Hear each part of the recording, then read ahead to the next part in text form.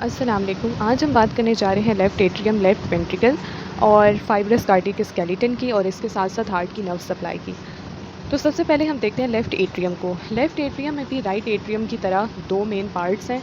एक हो गया हमारे पास एट्रियम प्रॉपर और जो कि स्मूथ है, कैविटी लाइक जो स्ट्रक्चर नज़र आ रहा है, this is the atrium proper, left atrium proper. और ये जो ईयर लाइक अपीयरेंस नज़र आ रही है, ईयर लाइक प्रोजेक्शन नज़र आ रही है, रफन्ड पार्ट जो लेफ़्ट एट्रियम का होगा, इसे हम नाम दे देंगे लेफ़्ट ऑरिकल का। ठीक है, जिस तरह से राइट ऑरिकल में ये जो रिजेस लाइक अपीयरेंस नज़र आ रही है, ये किसकी अपीयरेंस है? पेक्टिनेट मसल्स की। ठीक है, इन्हीं पेक्टिनेट मसल्स की वजह से जो ऑरिकल्स हैं वो रफन्ड होते हैं, जबकि जो एट्रियम प्रॉपर है उसमें मसल्स प्रेजेंट नहीं होते, सिंपल कैविटी होती है, इस वजह से वो स्मूथ होते हैं। ठीक है, तो यही पेक्टिनेट मसल्स लेफ़्ट ऑरिकल में भी प्रेजेंट होंगे। लेकिन राइट एट्रियम और लेफ़्ट एट्रियम में सर्टेन डिफरेंसेस होते हैं, वो हम देखते हैं कि कौन कौन से डिफरेंसेस हैं। सबसे पहले तो ये डिफरेंस है कि हमने देखा था कि जो ऑरिकल और एट्रियम प्रॉपर के दरमियान जंक्शन था, ठीक है, इस जंक्शन पे एक वर्टिकल ग्रूव बनता है। आउटसाइड ये इस ग्रूव को हमने क्या नाम दिया था? सल्कस टर्मिनालिस का नाम दिया था।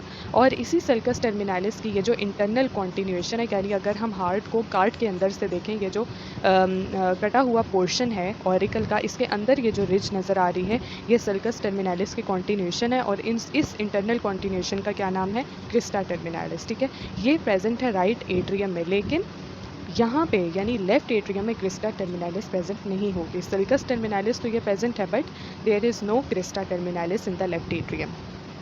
दूसरे डिफरेंस की अगर हम बात करें तो हमने देखा था कि जो एट्रियम प्रॉपर था उसमें एक स्ट्रक्चर प्रेजेंट था फोसा ओवेलिस का, जो कि परसिस्टेंट फोरामेन ओवेल है इन द एडल्ट्स। ठीक है, ये हमारे पास जो राइट एट्रियम है इसमें बहुत ज़्यादा डिस्टिंक्टिव है, बहुत ज़्यादा प्रोमिनेंट है, लेकिन जो लेफ़्ट एट्रियम है इसमें फोसा ओवेलिस इतना डिस्टिंक्टिव नहीं है। प्रेजेंट तो है लेकिन इतना डिस्टिंक्टिव या इतना क्लियर नहीं है। ठीक है, ये इसकी डिस्टिंक्टिव प्रॉपर्टी नहीं है। और यहाँ पे हमें देख सकते हैं इस डायग्राम में भी कि इन दोनों में कितना डिफरेंस है। ठीक है, तो ये दो डिफरेंसेस हो गए राइट एट्रियम और लेफ़्ट एट्रियम के। इसके अलावा और भी डिफरेंसेस हैं, वो भी हम देखते हैं कि कौन से डिफरेंसेस हैं।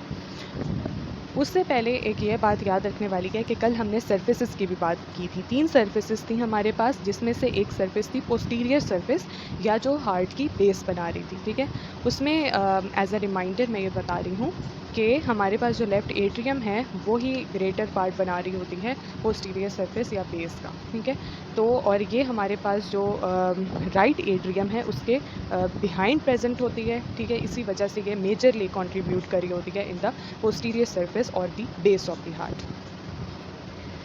अब डिफरेंसेस आ जाता है इनकी ओपनिंग्स का।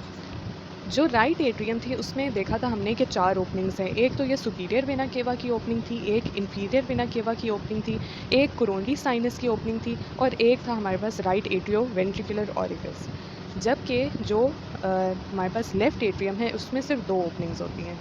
2 ओपनिंग्स किस किस की होती हैं? एक तो हो गई left atrio ventricular orifice which is guarded by the mitral और बाइकस्पिड वाल्व। ठीक है, और दूसरी ओपनिंग होती है हमारे पास पल्मोनरी वेन्स की। बेसिकली 4 पल्मोनरी वेन्स हैं जो कि एंटर हो रही होती हैं इन द लेफ़्ट एट्रियम। ठीक है, तो ये हमारे पास ये नज़र आ रही हैं, ये पल्मोनरी वेन्स। ठीक है, ये यहाँ पे इनकी ओपनिंग होगी inside of the left atrium. ठीक है, जहाँ से ब्लड इन वेन्स के थ्रू कहाँ पे आएगा? लेफ़्ट एट्रियम में आएगा। ठीक है, और जो लेफ़्ट एट्रियो वेंट्रिकुलर ऑरिफिस है उससे जो ब्लड है वो लेफ़्ट एट्रियम से लेफ़्ट वेंट्रिकल में रश करेगा।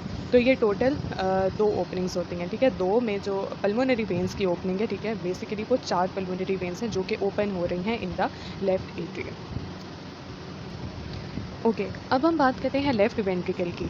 लेफ़्ट वेंट्रिकल में सबसे पहले तो ब्लड कहाँ से आएगा? लेफ़्ट एट्रियो वेंट्रिकुलर ऑरिफिस से। ठीक है, लेफ़्ट एट्रियम के थ्रू, लेफ़्ट एट्रियम से ये जो ब्लड है इस ओपनिंग के थ्रू लेफ़्ट वेंट्रिकल में एंटर हो जाएगा। और इस ओपनिंग को कौन गार्ड कर रहा है? मिट्रल या बाइकस्पिड वाल्व। ठीक है, बाइकस्पिड हम क्यों कह रहे हैं वो हम देखेंगे कि इसमें हमारे पास सिर्फ 2 ही कस्ट होते हैं इस वाल्व के। अच्छा, अब क्या चीज़ है हमारे पास कि जैसे हमने राइट वेंट्रिकल में देखा था कि एक तो ये हमारे पास ओपनिंग थी राइट एट्रियो वेंट्रिकुलर ऑरिफिस की इन द राइट वेंट्रिकल, और फिर वहाँ से ब्लड जा रहा था इनटू द पल्मोनरी ट्रंक, और उस ओपनिंग को या उस आउटफ्लो ट्रैक्ट को हमने क्या नाम दिया था? इन्फंडिबुलम का नाम दिया था या फिर कोनस आर्टीरियोसिस का नाम दिया था। ठीक है, इसी तरह ये जो लेफ़्ट वेंट्रिकल है, अब इससे ब्लड कहाँ जाना है? आर्च ऑफ अयोर्टा में ब्लड जाना है। ठीक है, तो यहाँ भी एक आउटफ्लो ट्रैक्ट बन रहा होता है और इस आउटफ्लो ट्रैक्ट को हम क्या नाम देते हैं, आयोटिक वेस्टिब्यूल का नाम देते हैं। और जिस तरह हमारे पास उस ऑरिफिस में क्या प्रेजेंट था, एक साइनस प्रेजेंट था जिसे पल्मोनरी साइनस का नाम दिया था, ठीक है। एक बेसिकली फनल शेप्ड कैविटी होती है जो कि प्रेजेंट होती है बीनीथ द वेल्व्स, ठीक है, beneath the valves of the beneath the pulmonary valves and beneath the aortic valves, ठीक है।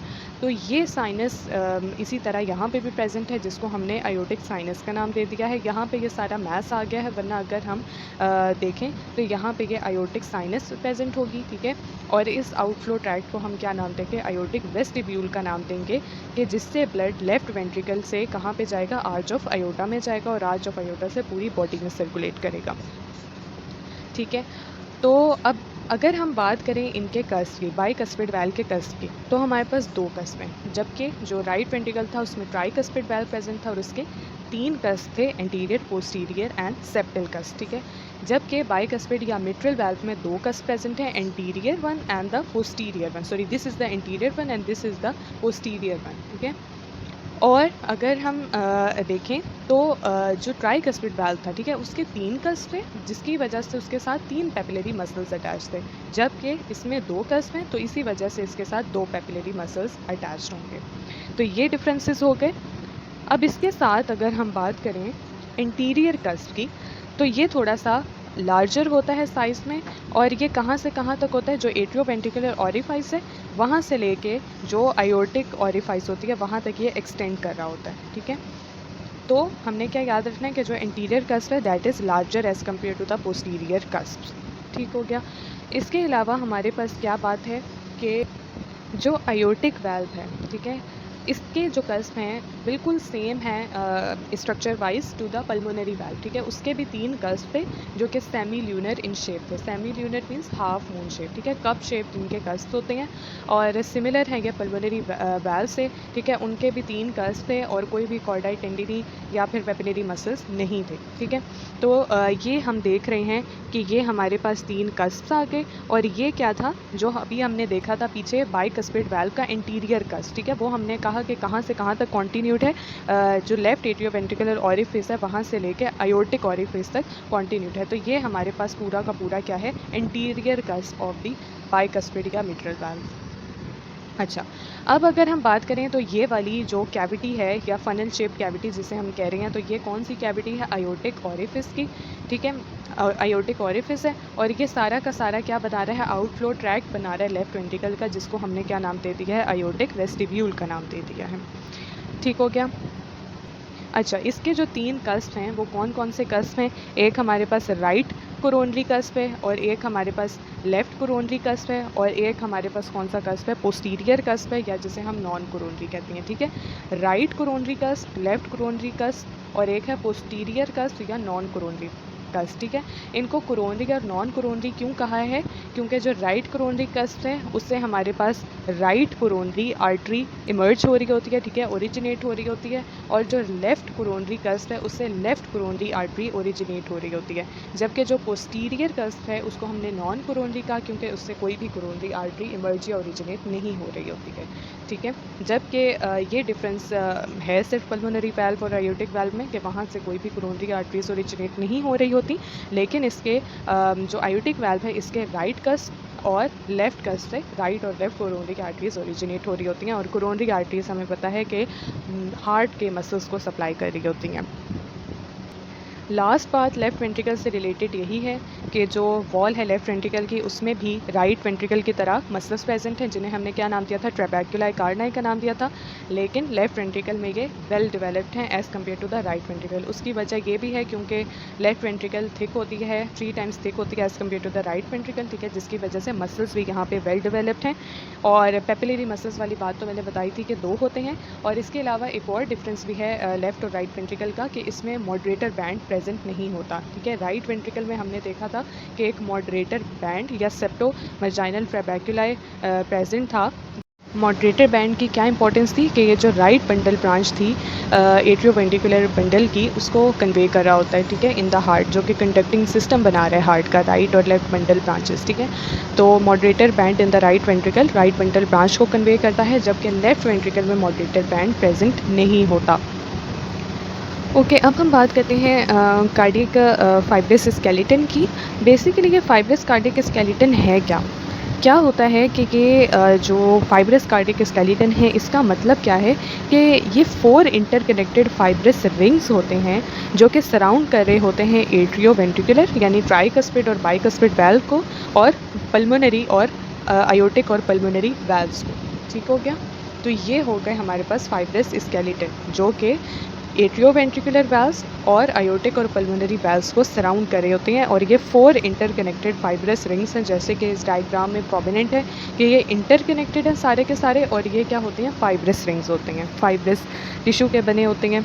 और क्या होता है हमारे पास कि ये जो फाइब्रस स्केलेटन है, ये कॉन्टीन्यूड होता है with the lower part of the, जो हमारे पास एट्रियल सेप्टम है उससे, और upper part of the membranes part of ventricular septum. अब जाहिर सी बात है कि ये जो वैल्व्स प्रेजेंट हैं, ठीक है, ये कहाँ पे बेसिकली प्रेजेंट होते हैं, इन द वेंट्रिकल्स, ठीक है।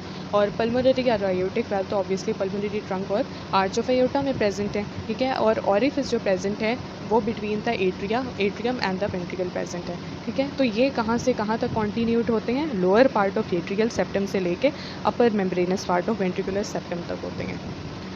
अच्छा, अब इनकी इंपॉर्टेंस की बात करते हैं कि ये फाइब्रस कार्डियक स्केलेटन की इंपॉर्टेंस क्या है।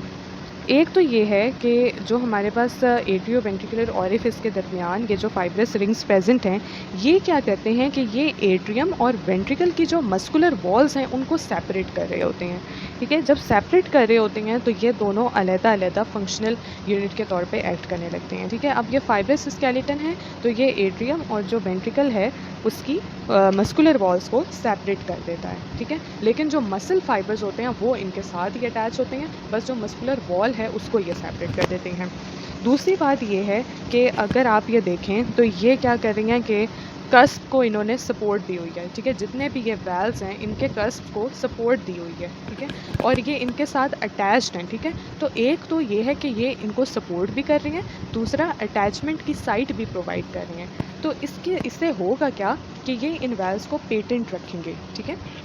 ऑब्वियसली जब ये पेटेंट होंगे तभी ब्लड एट्रियम से वेंट्रिकल में फ़्लो कर पाएगा और वेंट्रिकल से पल्मोनरी ट्रंक और आयोटा में फ़्लो कर पाएगा। अगर ये बंद हो जाएंगे तो ब्लड फ़्लो तो स्टॉप हो जाएगा और ब्लड की डैमिंग होना स्टार्ट हो जाएगी, ठीक है। तो ये फाइब्रस स्केलेटन क्या करता है कि इन वैल्व्स को पेटेंट रखता है, यानी ओपन रखता है, और इनको सपोर्ट कर रहा है और अटैचमेंट प्रोवाइड कर रहा है। और एक और इम्पॉर्टेंट फंक्शन है कि ये इनकी ओवर स्ट्रेचिंग को भी प्रिवेंट कर रहा होता है during the contraction of the heart. तीसरा जो इम्पॉर्टेंट फंक्शन है वो ये है कि ये इलेक्ट्रिकल इंसुलेशन प्रोवाइड कर रहे होते हैं between the atria and the ventricles, क्योंकि जो इलेक्ट्रिकल इम्पल्सेस होती हैं मायोकार्डियल कॉन्ट्रैक्शन की, वो इस फाइब्रस स्केलेटन में से पास नहीं कर सकती हैं, ठीक है। तो ये इलेक्ट्रिकल डिसकॉन्टीन्यूटी प्रोवाइड कर रहे होते हैं between the atria and the ventricles. तो अगर हम मतलब एक टोटल या एक निचोड़ निकालें सारे फंक्शन का, जो इनका जो नेट इफ़ेक्ट है वो यही होता है कि ये एट्रिया और वेंट्रिकल को सेपरेट करें, ठीक है। सेपरेट एक तो किस तरह से करेंगे कि सबसे पहला जो फंक्शन था कि उनकी मस्कुलर वॉल्स को सेपरेट कर रहे थे, और दूसरा ये है कि इलेक्ट्रिकल डिसकॉन्टीन्यूटी प्रोवाइड कर रहे हैं between the atria and the ventricle, जिसकी वजह से क्या होता है कि एट्रियम और जो वेंट्रिकल हैं वो एक फंक्शनल सेपरेट यूनिट के तौर पे एक्ट करते हैं, ठीक हो गया। तो ये फंक्शन है हमारे पास फाइब्रस स्केलेटन के।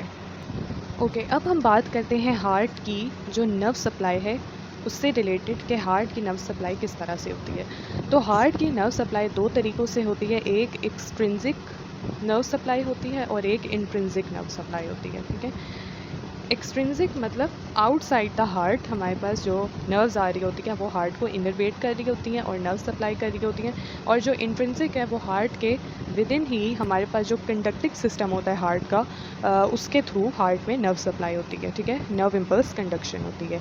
तो आज हम देखते हैं इंट्रिंसिक सप्लाई किस तरह से हो रही होती है।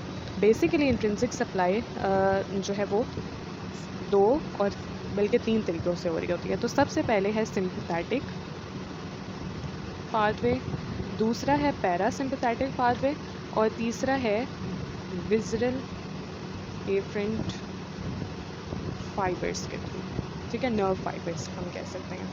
तो ये 3 तरीके होते हैं। अब सबसे पहले जो सिंपैथेटिक है, सिंपैथेटिक की अगर हम बात करते हैं तो किस तरह से होगी कि जो प्री गैंग्लियोनिक फाइबर्स हैं, प्री गैंग्लियोनिक नर्व फाइबर्स हैं, या जिन्हें हम प्री गैंग्लियोनिक पैरासिम्पैथेटिक फाइबर्स हैं, वो कहाँ से ओरिजिनेट होंगे? From the upper 6 thoracic spinal nerves, thoracic spinal nerve segment से, ठीक है। अब यहाँ से ये जो प्री गैंग्लियोनिक नर्व फाइबर्स हैं वो अपर 6 thoracic स्पाइनल नर्व सेगमेंट से निकल गए और फिर ये कहाँ पे जाएंगे? सिंपैथेटिक चेन गैंग्लिया में जाएंगे, ठीक है। जो अपर सर्वाइकल लोअर सर्वाइकल और अपर thoracic सिंपैथेटिक चेन गैंग्लिया है वहाँ तक ये ट्रैवल करेंगे।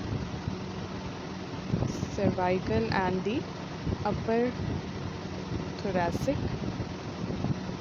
सिंपैथेटिक चेन गैंग्लिया, ठीक है। यहाँ तक ये ट्रैवल करके ये जो फाइबर्स हैं ये सिंपैथेटिक चेन गैंग्लिया तक आएंगे। अब इन्होंने कहाँ पे जाना है?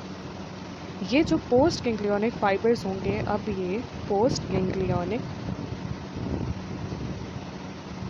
सिंपैथेटिक नर्व फाइबर्स हैं, ये डिसेंड करेंगे